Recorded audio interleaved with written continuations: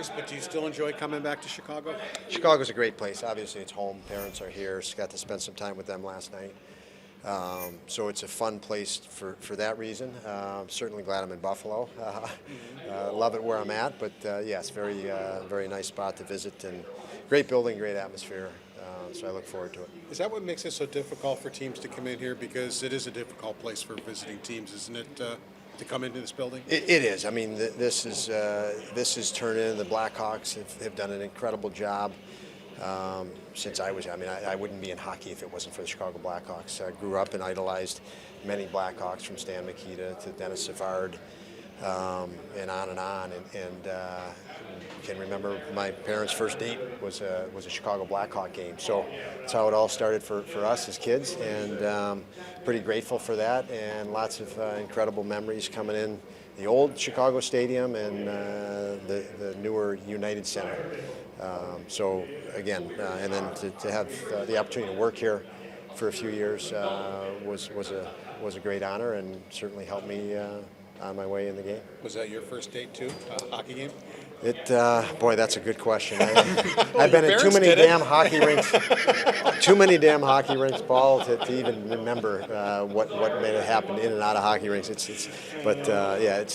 was fun. That's how we got started. I have an older brother, Tony, 3 years older, and started right down the road at a YMCA in Elmhurst, Illinois, and and lots of family will be here tonight as a result of following our careers, and always look forward to being here. Any lineup changes done, other than you're going to have a different goalie? Krebs comes back in, which I think we had talked about that he would be out for a couple. So he's back in. That'll put him back with Gergensons and Okposo. Comrie or Anderson? Anderson tonight. Okay. Just don't tell anybody. Will Asplund come out? Asplund is out. Yep. Is the D the same? The defenseman will be the same as last night.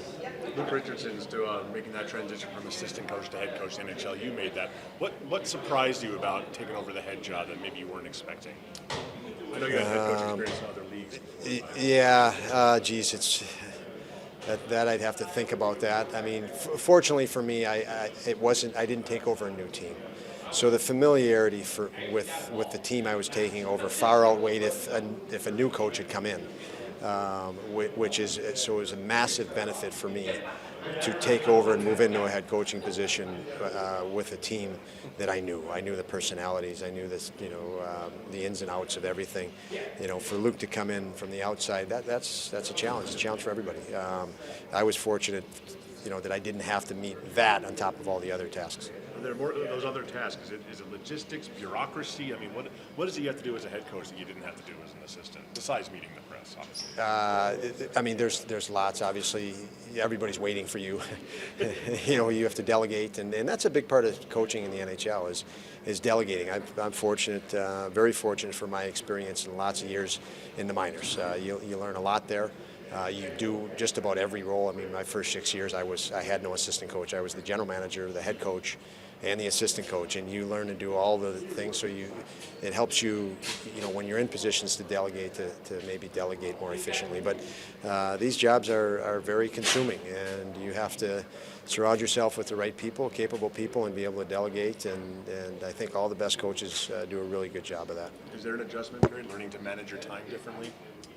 I've been a head coach for so long, I can't. There obviously is. I remember, my first stint was, again, I was a general manager and head coach, and without assistants, starting the Green Bay Gamblers, and the stress level was enormous, enormous. I remember you had so many things on your mind. I'll share a quick story. I remember pulling out of a gas station, and I had so many things on my mind, the pump was left in the car. That's the stress level. And that was when I was 24 years old. So I'm very fortunate for all the stressful experiences I had ahead of being here. So. You've changed D pairs up late in games recently, whether you guys are down. There's been different reasons behind it, but have you thought about maybe changing the look at the start of the game just based on what you've seen later on? Stay tuned, Lance. Stay tuned. I know that you don't have time or room for sentimentality, but do you think it's special for Anderson to get a game in here? It is. Yeah, it is. We have a lot of respect for Andy. He's done an amazing job for us. He's a hell of a goaltender, number one.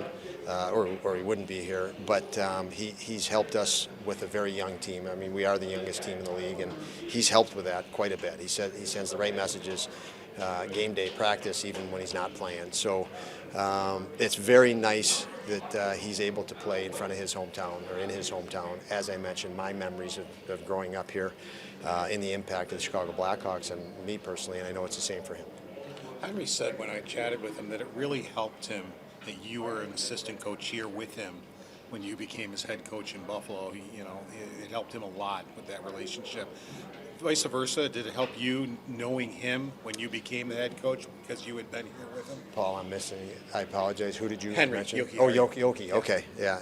Henry fools me because we don't call him Henry. So, yeah, no, that's why I didn't pick up on that. But yeah, I got to see Yoki coming in as a 19-year-old.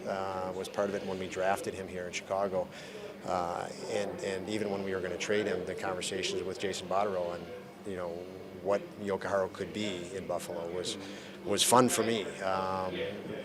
So yeah, it has helped, and it is nice to share the experience of being here, to share the experience of length of his career and seeing him evolve. So when I task our coaches to work for the players. These are investments for us as coaches, and we want to help these guys succeed. And when they do, and you see them grow, it is rewarding as a coach, because you do push them. There's lots of days they walk out of the building and they wonder whether you even like them or not, because you have to tell them things that they don't want to hear all the time. And so when you see a player grow through that, it's rewarding as a coach. Thank you.